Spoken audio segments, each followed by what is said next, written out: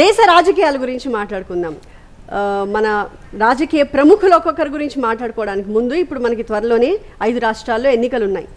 So ఆ రాష్ట్రాల్లో ఫలితాలు ఎలా ఉంటాయి, ఎవరు గెలిచే అవకాశాలు ఉన్నాయి, జస్ట్ దానికి కారణం ఏంటి ఒక్క మాటలో.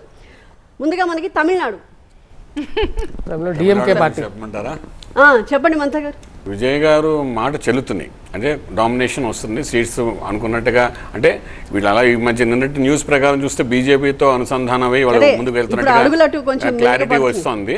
అది కాకపోయినప్పటికీ కూడా తను అనుకున్న సీట్లు ఆయనకు ఖచ్చితంగా వచ్చాయి, ఆధిపత్యం వహిస్తాడు ఆయన. ఎవరు గెలుస్తారు ఇప్పుడు బీజేపీ కోalition గవర్నమెంట్ అసలు తమిళనాడులో డిఎంకేకి రాదు, ఏఐడిఎంకేకి రాదు, విజయ్ పార్టీకి తర్వాత ఎలక్షన్ తర్వాత 2 పార్టీలు కలిసి ప్రభుత్వాన్ని ఏర్పాటు చేస్తే కోalition గవర్నమెంట్ లాంటిది.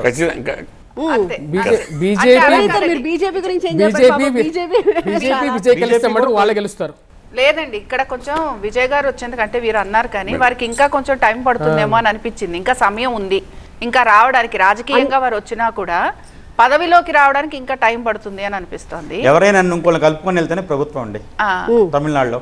బీజేపీ పార్టీ గారండి ఎందుకంటే అక్కడ వ్యక్తులు లేరు, ఎందుకంటే అన్నాదురై ఉన్నా కూడా అన్నాదురైని సీఎం చేస్తారనేటువంటి పరిస్థితి అక్కడ లేదు. కాబట్టి ఈ పరంగా గమనించుకున్నట్టయితే బీజేపీ కానీ ఏఐడిఎంకే కానివ్వండి, వాటి యొక్క ప్రాధాన్యత కొంతవరకు ఉంటుంది.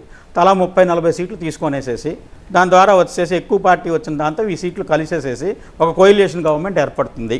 తద్వారా వచ్చేసి ప్రభుత్వంలో ఉన్నటువంటి వ్యక్తికి పదవీచ్యుతి జరుగుతుందని చెప్తాను. ఓహో, అయితే డిఎంకే రాదండి, 99% రాకపోవచ్చు. అంటే విజయ్ గారికి ఉన్న బలానికి ఏదా కూటమికి ప్రభుత్వం అయితే ఏర్పడుతుంది, ఆయనకి పదవి కూడా వస్తుంది. అయితే ఇప్పుడు ఆయన చెప్పినట్టు శని బలంగా ఉన్నాడు, గురుడు బలంగా లేడు అని అంటున్నాడు. శని ఏం చేస్తాడు అంటే ప్రజాదరణతో ముందుకు తీసుకెళ్ళేవాడు శనీశ్వరుడు, గురుడు జ్ఞానంతో ముందుకు తీసుకెళ్తాడు, బుధుడు మేధస్సుతో ముందుకు తీసుకెళ్ళేవాడు. సో మనకు కావాల్సింది ఇక్కడ ప్రజాదరణే కావాలి. అంచేత ఆ ప్రజాదరణ ఆయనకు ఉంటుంది కాబట్టి ఈ ఆదరణ అనేది ఓటు రూపంలో మారుతుంది. ఆయనకి మారినప్పుడు ఆయన అక్కడ రాష్ట్రంలో అది ఏదైతే ప్రభుత్వం నిలబెట్టడానికి కీలకమైన పాత్ర వహిస్తాడు ఆయన 100%. అంచేత ఆ వహించినప్పుడు ఆయన కూడా ఒక పదవి వస్తుంది.